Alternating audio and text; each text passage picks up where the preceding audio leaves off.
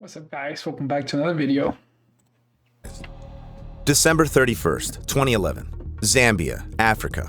Aaron Langworthy, a 22-year-old student from Australia, was about to bungee jump right over the raging waters of one of the world's largest waterfalls, the Victoria Falls. Aaron was distraught and kept joking that this jump would be the last thing she'd do in her life. However, she was the 105th jumper that day, and everything went smoothly for all her predecessors. 3, 2, 1. The girl spread out her arms and jumped. The breathtaking views smudged into one single blue-green background, yet the sensation was still incredible. In just a few seconds, however, Aaron felt a painful thud in the chest. She'd hit water.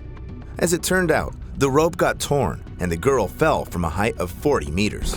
She miraculously avoided breaking her neck and remained conscious, yet falling from a height was far from the scariest thing awaiting the girl. Any moment now, she could be attacked by crocodiles that infested the local waters. But the girl was being carried away by the current, and her movements were restricted by the ropes around her legs. With some effort, Aaron managed to free herself and used all of her remaining energy to reach the shore. Langworthy spent a week at the hospital, treating her cuts, bruised limbs, and broken collarbone. Her most serious injury, though, was damage to both lungs. Now, Aaron jokes about her horrible accident and even ponders jumping once again. Yet she's indignant when she recalls being asked to sign a form stating she was jumping at her own risk. So it can be said that Aaron survived exclusively due to her own effort. Just like Mauro Prosperi. In 1994, he took the risk of participating in the Marathon des Sables. It's an exhausting 6-day run in Morocco through the Sahara, covering around 250 kilometers. Mauro prepared vigorously, running 40 kilometers per day and reducing his water intake to get used to dehydration. The marathon was so dangerous that the participants were required to provide the written address. Play War Thunder now.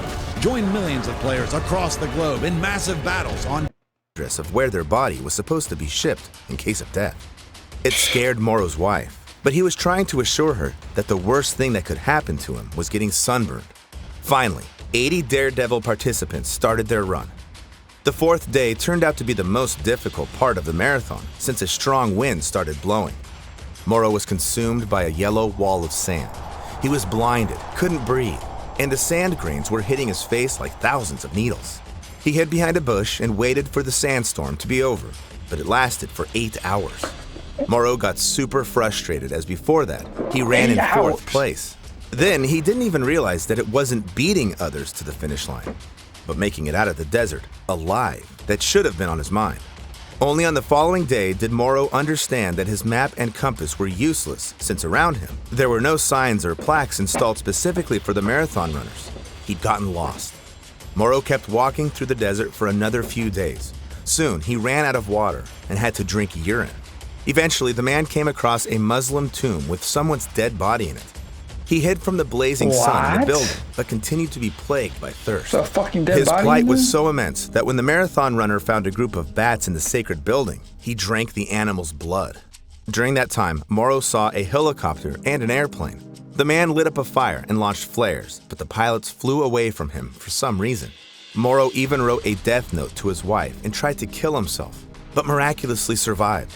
The man took this as a sign that it wasn't time for him to die yet, so he got a grip on himself and simply started walking toward clouds on the horizon.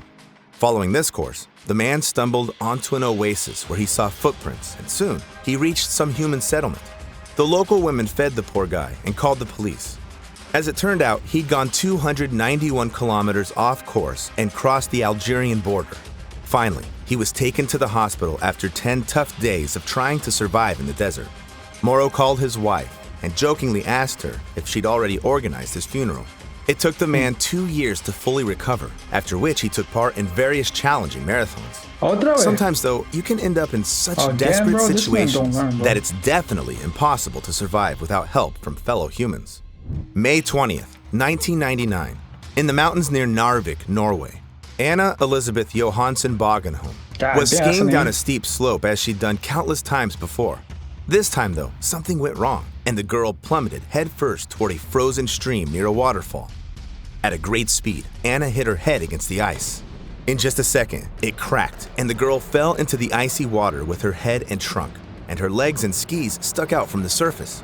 Anna ended up trapped under a layer of ice that was 20 centimeters thick. The girl's friends almost immediately got down to her but failed to pull her out. They held Anna's legs to keep her from submerging fully and, at the same time, called the ambulance. Anna found an air pocket and managed to stay conscious for 40 minutes before her blood circulation stopped due to the cold. Right away, the police organized 2 rescue teams, one on the mountaintop and another at the base. They even involved a Sea King helicopter. When the rescue team reached the girl, they tried to pull Anna out of the water with a rope or at least to puncture the ice with a snow shovel. But it was all in vain, as the ice was too thick. Meanwhile, the girl's body temperature dropped to 13.7 degrees Celsius. That's one of the lowest body temperatures ever recorded in humans. A bit later, other rescuers arrived at the site and brought a shovel with a sharp edge. This tool finally managed to cut through the ice. Bogenholm was dragged out from under the ice, 80 full minutes after she'd gotten trapped in the ice-cold water. In an hour, the helicopter got the victim to the hospital. The medics were shocked by what they saw, since the girl's skin was ash white. She looked like a corpse, and the electrocardiogram wasn't showing any signs of life. Then, a team of over 100 doctors and nurses worked in shifts for over 9 hours to try and save the victim. Anna was put on an artificial circulation machine, and warm blood was injected into her veins, after which her heart started beating again, and her body temperature rose to 36.4 degrees Celsius. Yet the hypothermia had damaged the girl's lungs, and Anna spent the next 35 days connected to an artificial ventilation machine. If the rescuers and the doctors hadn't reacted so fast, she wouldn't have survived, since according to the data from BBC News, most people who have experienced extreme hypothermia die even if the doctors manage to restart their hearts. However, sometimes you have no clue who or what will save you from what seems like a certain death. January 3rd, 1943, World War II, France.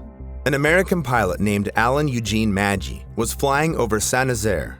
Suddenly, the right wing of his B-17 Flying Fortress airplane got hit. At the moment, Alan was in the gun turret, a structure in the bottom part of an airplane. The pilot realized he needed to jump, but when he grabbed the parachute backpack, he realized it was torn apart. It seemed like the end. The pilot started climbing from the gun turret to the radio room, but went unconscious due to the lack of oxygen caused by a high altitude and fell out of the plane. He fell for almost 7,000 meters. Alan had virtually no shot at survival. He hit the glass ceiling of Saint-Nazaire railway station, broke it, and fell onto the debris. This very ceiling slowed down the man's fall despite injuring him, so Alan survived. The German soldiers found him right away and took him captive. The pilot had 28 shrapnel wounds, a few broken bones, severe trauma to the nose and the eyes, lung and kidney injuries, as well as an almost entirely severed right arm. In the end, a German doctor helped Alan, although they were essentially enemies, and the pilot was almost fully rehabilitated. However, there are incredible cases in which people survived only due to a miracle. July 2019, Niagara Falls State Park, the US and Canada border.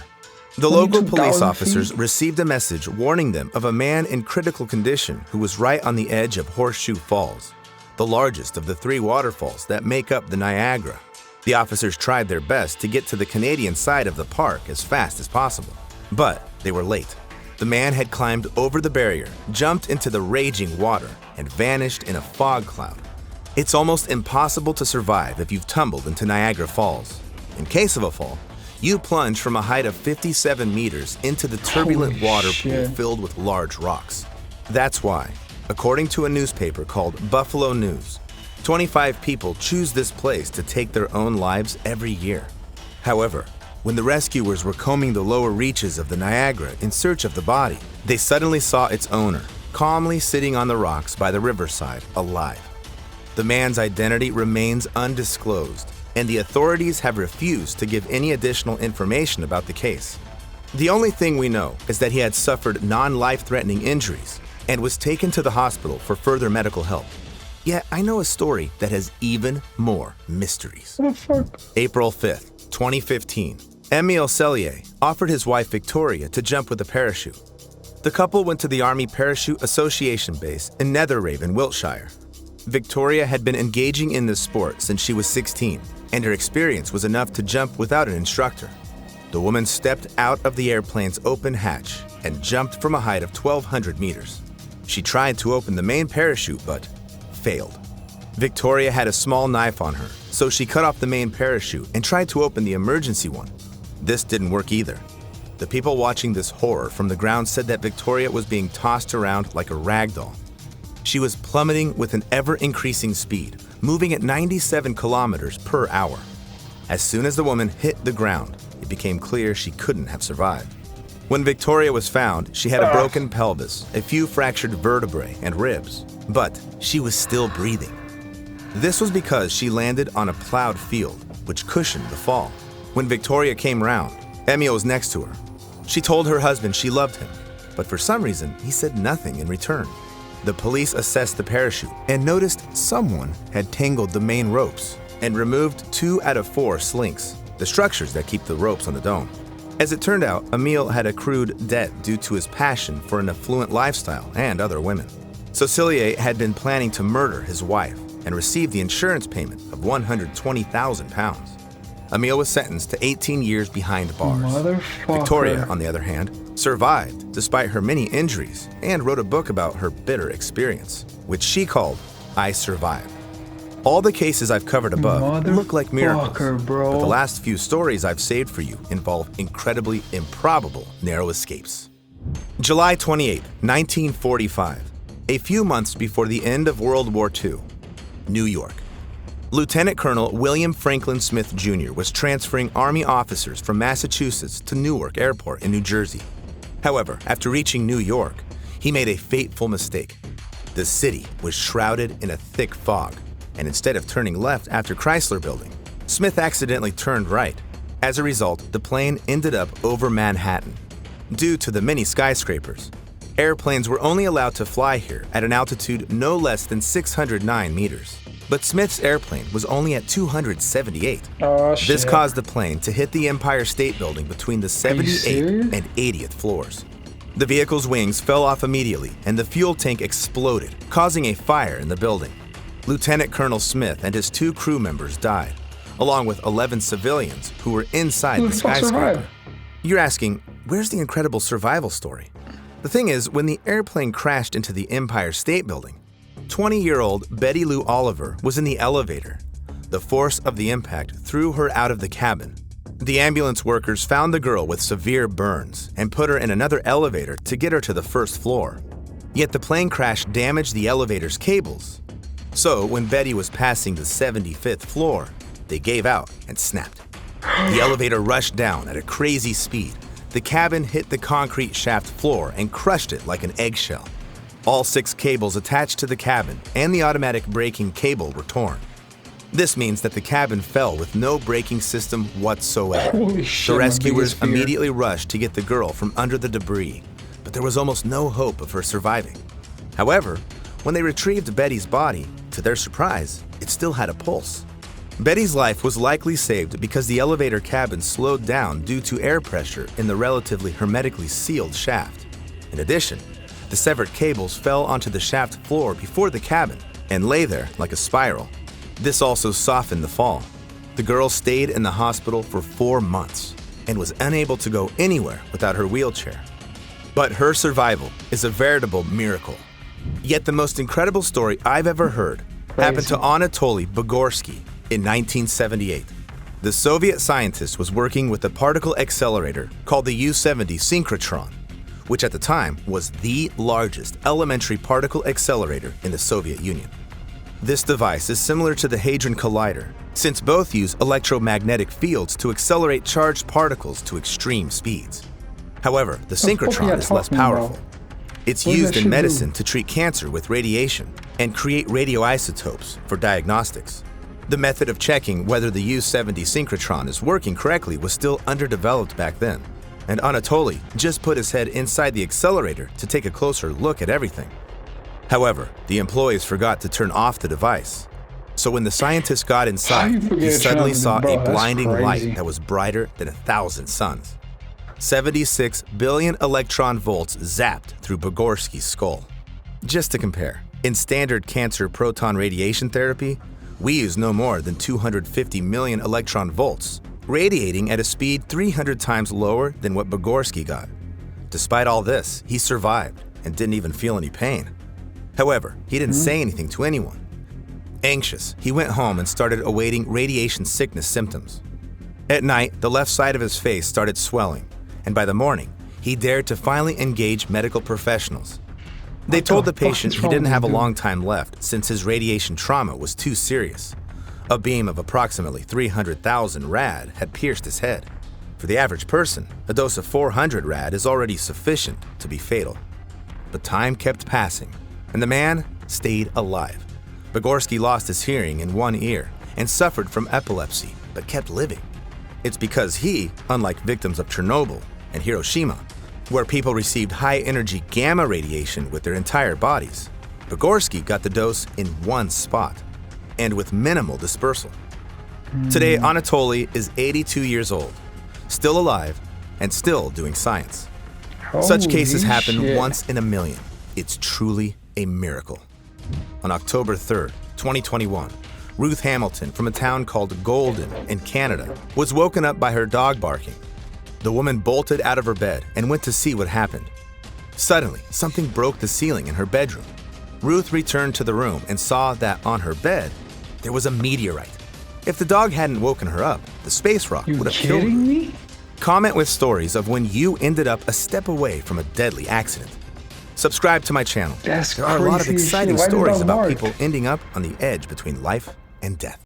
Have a good one, guys.